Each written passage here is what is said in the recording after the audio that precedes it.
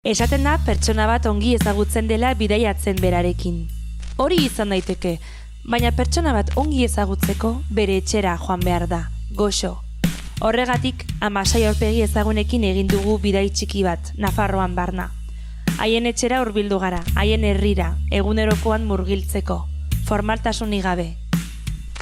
Atal bakoitza leiho bat da, hortik pasako gara, noski, eta ikusiko dugu nor dagoen atzean. Ongi etorri, Nafaran hitzera.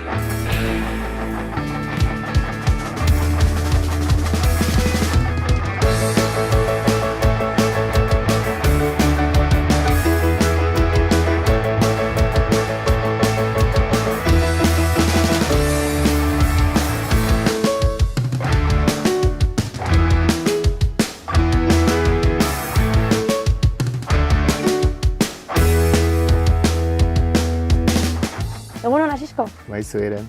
Zemuz? Ongi, olako guraldiarekin Eder. hartzen dugula. Aizu, gauza bat, guk hartu dugu kotxea hona etortzeko, ze Iruñetik gatoz. Osta nik ez nuen kokatzen mapan. Zu ere Iruñekoa zara, baina hemen bizi zara. Nolatan da hori? Bueno, duela 21 urte edola, olako krisi soziolaboral batean sartua, erroten den bezala, 40 urtetako krisian segurazki. Eta alagatean ere gure ikusi, beti gauza bere egiten, errepikatzen, eta aspalditik nahi nuela Iruñetik alde egin. Iruña bezalako hiri bat ongi da gaztetan, egiazki, baina ja gero, ja ezautzen nuen ezautu beharrekoa, eta beti bilatzen nuen zerbait mendietan tablat. Eta deitu nuen hemengo adiskide bat, Oztibarreko adiskide bat, laboraria baita, eta etorri nintzen negu batez lan egitera, berarekin. Lan egitera edo trabatzera gehiago, zen hiritar bat, baserri batean, egiazki aski galdua ibili nintzen, baina egiazki hemen sentitu nintzen hain ongi, ezautzen nuen pixkat, baina negu oso bat pasatu, eta pensatu nuen, nik hemen bizi nahi diat. Eta, hola, orduan, haren bidez, jakin, etxe hau salgaizela, eta duda hundiri gabe etorri nintzen. Baina ez duzu galdu zure ogibidea da ibilbidea segitzen duzu marrazten? Bai, duela, igual gertatu izan balitz hori 20 urte lehenago, ez dakit nola eginen nuen, baina interneti esker, egiazki, hori da iraultza ekarri duena, hemen bizi naitekela, hemengo paraje honetan, garai batean argitaletxetara eramaten genituen originalak, edo Ronkalesan sartu, nik tinta idortu gabezela, lasarten hartzeko, eta alakoetan interneta etorri zen. Internetaren mirakuluarekin, hemen lan egin, konektatua munduarekin, eta mendik lana abiatu, eta nora nahi. Gaur egungo gizartean, edo 2025-2026an, ari direla galtzen rituak ez, ritualak. Hau estatzen da izenean egiten dut hau, gero hau. Nolabait, orain, egunero aldatzen dugu errutina, edo zuk mantentzen duzu? Bai. Ni beste garai batekoa naiz eta interneti esker, eta teknologia eta medikuntza eta oso konten naiz, 21. mendean bizitzearekin. Baina, ni autonomoa naiz aspaldiko denboretatik. Bakigu zer den hori, zuere olakoa zara, ez? Orduan, euria egin edo beru egin, baina Espainiako monarkiari hilero eman behar diot, ene zerga, ene sosa. Orduan, sarrarazi behar da txitxarroa, edo sarrarazi behar da legatza, baina hilero sarrarazi behar da zerbait. Zeren, pagatu behar delako, erakunde parasito hori, ez. Orduan, betitik izan naiz autonoma, eta nik uste betiko denboretatik lan etxean egin izan dut. Iruñan bizi nintzelarik ere bai. Horren horrek eskatzen du disiplina bat. Gure aita zena militarra baitzen, horren handik ere atudan, baina Iruñan bizi nintzelarik, edo hemen bizi naizelarik, haunitzetan egunak partitzen dira, eta auzo kide bat etortzen da, laguntza eske, edo ezakizer, eta oso polita da bizitza, baina nik gero ordu jakin batean behar dut lana bukatua izan. Horrek eskatzen du nahita ez, edo familiarekin bizi. 3 alaba, emaztea, eta batzutan aurrek ez dute konprenitzen ni lanean ari naizela. Batzutan lehiotik, hori humoregile argentinar batek erraten zuen, nire lanaren alderik zailena da azaltzea emazteari, kasu hortan, lehioti begira ari naizela, lanean ari Lanean, naizela. bai. Eta egia da, momentu bat gelditzen altzara hola, nola egin lotura geroko elkarrizketarekin o zerbait, eta momentu hortan, bainoetzine lanean ari, bai, lanean ari naiz, nire ordutegia, hau da, Volkswagenen ariko baniz landa benen, lanean ariko nintzen katean, eta etxean naiz, baina lanean ari naiz. Hori zaila da esplikatzea familiari, etxekoi, auzokoei. Baina nik beharrezkoa dut bai errutina hori. Eta egiazki, kezkagarria egiten zaidala, hori segurazki, dinosauro baten mintzoa da, oraiko egunean ze plan aldakorrak diren. Hori da, horregatik. Zazpietan kanbon, perfecto. Ez, aita, dela, 6 eta larroetan ezpeletan. 6 eta larroetan ezpeletan. Ez, aita, azkenean, ez estatu eginda, eta bihar izanen da, nik ezin dut. Eroarazten naborrek, ordan, bai, nik behar ditut, nik uste, pauta horiek, eta garai batean, erran bezala dinosauro baten mintzoa da. Garai batean Iruñan, elkartzen ginen beti 8etan, betiko lekuan. Etortzen heltzena, etortzen zena, gero bilatzen gintuen. Baina aldatzearena etengabe, nien eiz hortarako, eta nik uste gure burmuina ez dagoela egina hortarako ere, zinez, Interesgarria. Lehen nahi patuzu autonomoa zara, autonomoa izan zarela beti, autonomoa nahi zenun izan, esan nahi dut, galdera honen atzean da, beti esaten da, autonomoa garenak, daukakolan nolabait askatasun bat, ez? Hori pixkak ezurra da, nolabait. Baina nahi zenun beti izan lan bat non ordutegia zure esku zegoen, lantegia ere zure esku zegoela edo? Ez dakit oso autokonsiente izan den, baina azkenean nire nortasunarekin bat datorren zera bat dela. Batzutan suertatzen zaigu, ikastoletan, hitzaldiak edo erakustaldiak egitea, topaketak ikaslekin, eta haunitzetan izaten da, eta egiten baizute kontratu hobea beste leku batean, eta kontratu hobea zer da? Diru gehiago. Netako hori ez da kontratu hobearen sinonimoa. Kontratu hobea litzateke, leku bat nun aukera baitut gehiago ikasteko lan giro ederra, askatasuna handiagoa. Dirua? Nik diru gehiago irabazi, baina esklabotasun batean sartu nagusi, ez dakit, eramaten edo soportatzen ez dudan bat, lankide giro gaiztoa, ez. Netako, egiazki, hobe da, lehen erran dut, eta, gero, ukatuko dut publikoki erranen dut irudi trukatua direla edo audioa, Frantzia efikazago badela, hortan ere, eta adibidez, artistek dute intermitentearen kontratua. Espada txitsarrorik sartzen hilabete hortan, ez duzu ordaintzen, eta gainera, estadu hiltzaileak berak zuri ordaintzen dizu. Espainian ez dute olakorik, eta orduan, erran bezala, sistema ez da zuzena inundik ere, baina nik enetako, baina jago nire bizitzantolatu, nire itzulia egin mendian, nire lehiotik eta aso egite hori, halako batean suertatzen da proiekzio bat Amurrion, orduan Amurriora joan bat ere justifikatu behar izan gabe nire nagusiari, edo alaba, gaurko kasua, alaba gaixori dela, eta orain egon beharra zaintzan etxean ere. Lana, zaintza, hori guztia, korapilotzu xamarra da, baina da netako egokiena. Eta ez dakit txikitatik hori nahi nuenez, baina azkenean, egin naiz, osatu egin naiz horren inguruan bai. Hori ez dakizu txikitatik nahi zenuen, baina txikitatik bai marrazten zenuen, eta hori oso argi zenuen, edo ez? Bai, eta hori da, haunizetan erraten da, zuen gurasoek marrazten zuten, eta hori odolean dara mazue. Odolean baino, nik uste giroan. Nire adiskide musikari batzuen seme alabak musikaria dira. Ez da kasualitatea, txipitatik ikustuzun giroa, orduan gure alabek marrazeute izugarri ongi. Adibidez, bakotxa bere estiloan, ez dute besterik ikusten, aita lanean beti bere ziminiokerietan. Materialare bada, gustuare bada, eta azkenean, hola nik uste eraikitzen duela norberak bere burua. Orduan, nik txikitatik marraztu bai, txikitan segurazki nahi nituen gauza batzuk oso faktibleak izan, adiez, astronauta eta olakoak ez, eta naturalista munduan barrena, eta animaliakin, eta olako. Eta, poliki hartu nintzen, egiten dakidan bakarra batzuen ustez marraztea da, gustatu egiten zait, eta gero gidoiak ere egin izan ditut nik ere bai, oran askatasun erabatekoa, nire adiskide batzuk oso profesionala direnak, gehienak komiki gintzan, gidoilari batekin lan egiten dute. Horren gidoilari horrek markatzen du.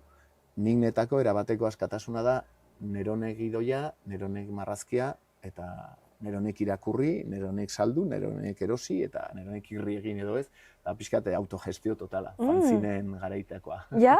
Zu fanzinekin hasi zinen? Bai.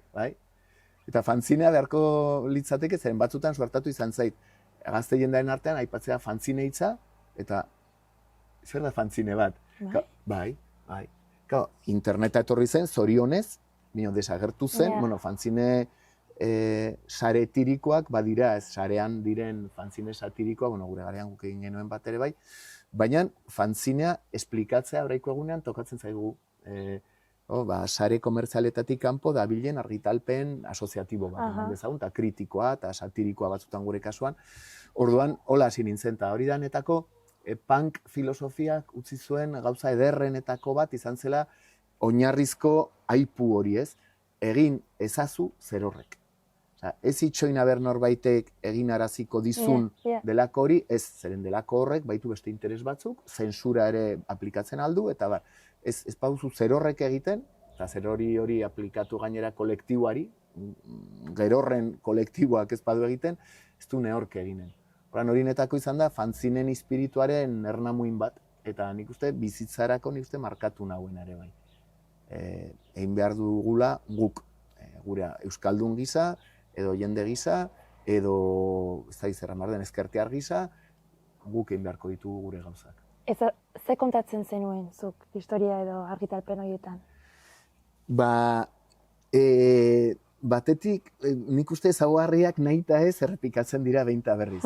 Marko Aspaj, adiskide handi batek, erraten dit, beti naizela pixkat profesurra, beti irakaslea.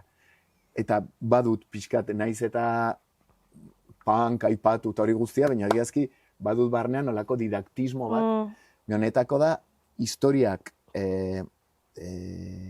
edo izkutatu dizkiguten historiaren parte horiek direla interesgarrienak. Ez da kasualitatea, sarren handiak erraten duen bezala, historia importantea da. Bestenaz, botereak zerrati baliatuko zuken hainbeste indar gure historia ezabatzen behin eta berriz ez, marea batek bezala guk idazten dugu historia, eta ezabatzen digute.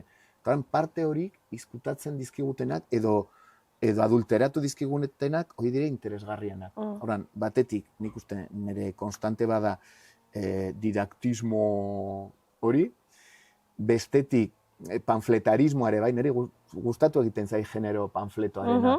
Erraten duena objektiboa dena hori gezurra da. Inor ez da objektiboa, denok hautatzen ditugu irudi batzuk, argazkilariak, hautatzen ditu irudi jakin batzuk, historialarik testu jakin batzuk. Orduan, panfleto da hori, baina oraino pixkat esponentzialki zera potenteago batez, ez? Orduan, panfletoa niri gustatu egiten zait, genero gisa, orduan nire komikietan, historia, panfletoa, eta puntu surreal bat edo transgresore izan nahian gaztetan, eta orain,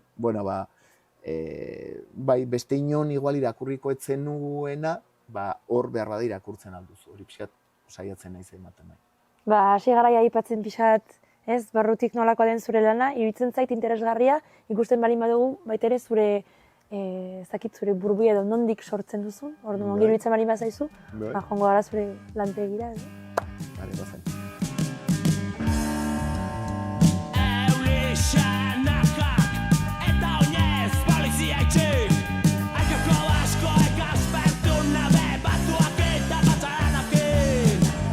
Egunero klasera joan, ta kolega kalean, eta rotza sentitzen naiz. Kanutoa zeini pasa, zeini konta, kaleko azken mobida. Aldatu gara, pare bat metro, besterik ez. Eta grado batzuk ere bai. Grado batzuk. Kanpoan beroago, eta horitzen da. Dena dela zeluxu hemen lan egitea, lan egin alizatea. Bai, egiazki bai. Hor, autua izan da, Iruñan lehioa edeki eta auzokidea ikusten nuen, eta gero autuak hor, gainetik, normal den bezala hiri batean gauzak eraikitzen baitira horrela.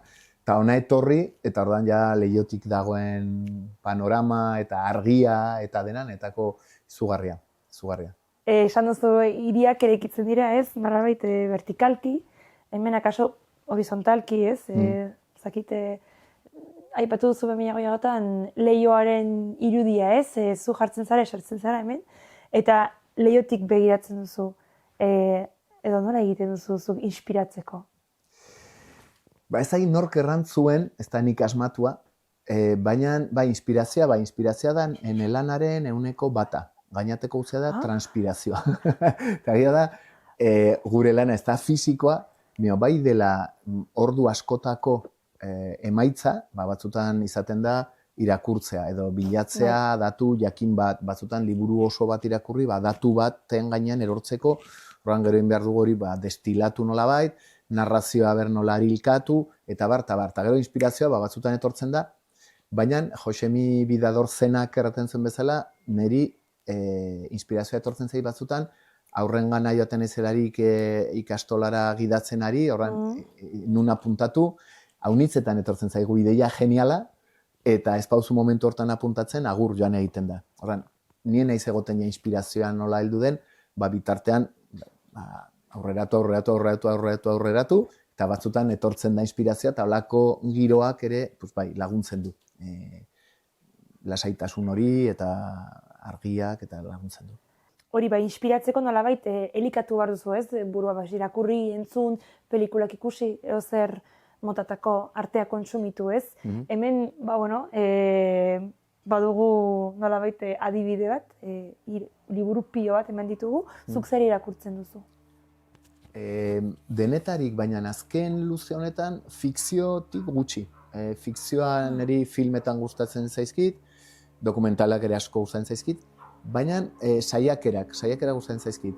Saiakera edozein motatakoak, historia asko irakurtzen dut, baina, hau adibidez, motor hau, segurazki ordu jakin batean beti pasatzen da egunero, normalean ez da holako hori entzuten, batzutan zakurrak ere bai, baina izaten den bakea, ez da irian bezala, Iruñan bezala, ambulantzia gora edo bera, edo ezakiz edo juak. Saiakerak irakurtzen ditut. Genero bat asko gustatzen zaidana bai. Guk ezagutzen zaitugu batez ere historia, Nafarroako historia landu duzulako. Beti izan da horrela zure gai gustukoena edo irakurtzen duzu baita ere beste gauza duzu. Irakurtzen ditut beste gauza duzu, bai. Nafarroako Euskal Herriko historia irakurtzean, neri personalki, horrek ekarri dit, izendatzera, barnean dudan ondo eza, nahi dut. Nondik heldu den hau, zergatik egoera, orain Nafarroan bizi gara, eta Nafarroako herri honetan, orain arte gure alabak izan dira haur euskaldun bakarrak. Hori zer da, fenomeno naturala, borraska horiek etortzen diren bezala, edo zertatik heldu da, edo jendea hemen alferragoa delako, edo zer gertatu da. Eta orduan, historiak niri laguntzen dit esplikatzen nire buruari eta jendeari ere bai. Historia argitaratzearekin batera, komikiaren bidez, ez? Baita ere, aipatu duzu, ez? Pedagogia egiten duzu. Joaten zara, herriz herri, zure mikroarekin, zure paperekin, eta azaltzen duzu, ez? Nola izan da jendearen, nola jasozun jendeak, nola izan zen harrera, ez? Oiztean aipatut Kepa Altonaga, lagun horrek erraten dit, nahi komikiak batzutan sobera exigenteak direla. Eta horren batzutan ez direla ongi ulertzen. Arrazoi ematen diot, batzutan izaten alda hizkera bera, hizkera, ez dakit, niri hizkuntza egiten zait, beste langai bat, eta beste ekai bat lan egiteko, eta plastikoa bezalakoa lantzen aldugula eta landu beharra dugula gainera. Orduan, batzutan igual eramaten dut hori muturretara, horren bai izjokuak, edo erreferentziak, edo euskalkiak, edo zaik zer, eta batzutan, Kepak erraten duen bezala, batzutan euskalkia, eta batzutan sukalkia, nongo hitza da hori. Eta horren, zailtasuna, bai ez dudala bilatzen, bai planteatzen altzaiola irakurleari, ez? Horrek ere badu esplikazio erraiz bat, nire ustez, hain zuzen ere, euskara ez da normaltasunean bizi, dakigun bezala, diglosia ikaragarria handia dago, eta horren beste hizkuntzetan permititzen ditugun jokuak eta hola, euskaran ez dugu behar bezain beste garatua, ez. Horren, hala ere, arrazoi du. Eta orduan, herri joatearekin, horrek errestu egiten du liburuaren ulermena. Zuzeneko harremana gainera zoragarria da, zen hemen etxean lanean aritzea, bakarrik, motoa pasatzen dela, zakurra, mirua eta hola, baina ez dugu ikusten, argitaratuta, ikuslearen erantzuna, edo oso gutxitan etortzen zaigu bueltan, ez? Eta berriz, momentuan, gauza inmediatua delarik, gag bat egiten delarik, ja jendeak irri egiten du, edo ez duen irri egiten.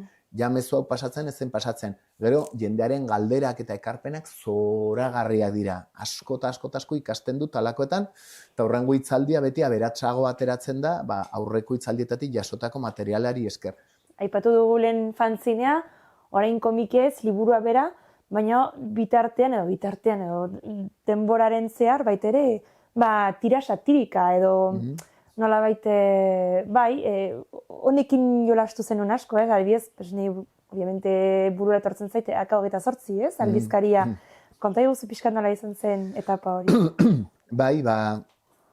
Lehen fanzine horiek ateratzen genituela, Napartheid bereziki, eta Napartheid ura ateratzen genuen, hasieran fotokopietan, gero ja imprimatzen hasi ginen, gero banaketa zabaldu zen, azkenean 3.500 ale ateratzen genituen, dena euskara zegoen komiki bat, eta baina sare komertzial guztietatik kanpo.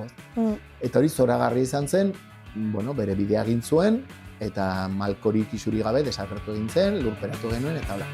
Biotzak daude zutan, gau ez larun batean, bero giro, bero alde zarrean, ekaitza lertzean dago.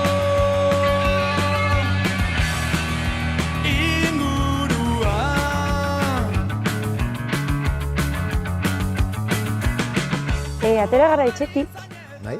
ze, lehen esan diguzu zure eguneroko erritual hortan, bueltatxo batez, itzuli bat egiten duzu. Bai, hori gozaldu eta gero itzuli bat. Hori. Gero, lanean hasi. Gero, bazkaldu aitzin egiten dut beste itzuli txiki bat. Batzutan izaten dela, zik inuntzietara, botatzera zakarrak eta hola, baina behintzat mozteko goizeko ura. Gero, bazkaldu eta gero gauean ere bai, afaldu aitzin, beste itzuli bat. Eta berdina da beti? Ez. Beti ez berdina, eta beti, naiz eta duela 20 urte hemen bizi naizela, beti edo deskubritzen dut zera berri bat, edo xoko berezi berriren bat, edo la, bai. Ni naiz irikume sutsua. Ni ere bai. Bai. Redukatzen nahi nez nire buruan, baina bai. Ni gustatzen zait iria, momentuz, igual nazkotuko naiz momentu batean, baina egia esan kontraste handia ikusten dut, ez? Hiri batetik onat, eta gero esan duzuna lehenago, ez? Hemen lan egiten duzu, hemen zaude bizitzen, eta Liberian jasotzen duzu, fibra optika, konexioa, eta horregatik egiten duzu, alduzu lan egin, ez? Internet existituko ez balitz, nola izango zen orain zure bizitza? Elinzatek hemen bizitzen ahalko, dudari gabe. Neri iria, zu bezala, iria asko interesa zait, asko gustatu izan zait, eta ongi da. Baina neri espazio oso deshumanizatu egiten zait, gero eta gehiago. Iruñere duten naizenetan, eta pentsa, Iruña ez da urbe handietarik, ez? Baina, ja sartzen ezelarik autoz, eta ja eguzkia dela, hor bezalakoa, baina etxen hartan ja itzala, bakizu, hori netako aski impresionante egiten zait, oraiko egunean. Orduan, naturatik aldentzen garen einean, ikuste deshumanizatu egiten dugula gure burua eta gure eguneak, ez. Aizu, badago gai bat edo ideia bat edo proposamen bat beti izan duzuna buruan, baina ez duzu oraindik paperean jarri edo gorde duzuna eta Ez duzu oraindik marraztu edo ez duzu gorpuztu? Gehienak. Eta horre, baldin bagenu, bagenekike. Baina, ideia asko, etengabe, berda gero eta gutxiago, zeren ja pixkat ez dut erranen etzitu egiten dugula, ez? Baina, ideiak, kajoi bat beterik idei, ez batzuk apuntatu, beste batzuk apuntatu gabeak, baina, bueno, ez dut gogorik batzutan, bai, gehienak egin gabe dira. Mira, orain gaude, pixkan baldan bera, ez dakit horrek esan nahi duen herriaren bukaerara digaren iristen? Ez. Oraindik ez? Hau, Elizatean ginen, Elizatea izeneko, hiri barnea, eta hurbiltzen ari gara Oztuturrira. Ozturrutira. Ozturruti. Bueno, bai. Eta da, beste auzo bat, ja lehenbiziko baserriak hor dira, eta haragi behiak, ardiak, eta xerriak, eta herri bateko bizitza. Ederki, begira, orain hementxe bertan egin dugu, manen dugu azken pausoa, eta honekin baten dit aukera eskertzeko, zure etxeko ateak zabaltzagatik. Nik zuei bizitagatik. Herrira etortzagatik, ozta, euskaraz. Ozta. Ozta, bai. Ozta. Bai. Herri polita.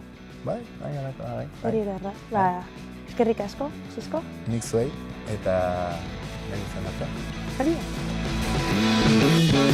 Nola du izena, sentitzen duenak, ezagutu ginenean, badakizu horrela, izan behar duela, kataleku erdian, gendela xantzu.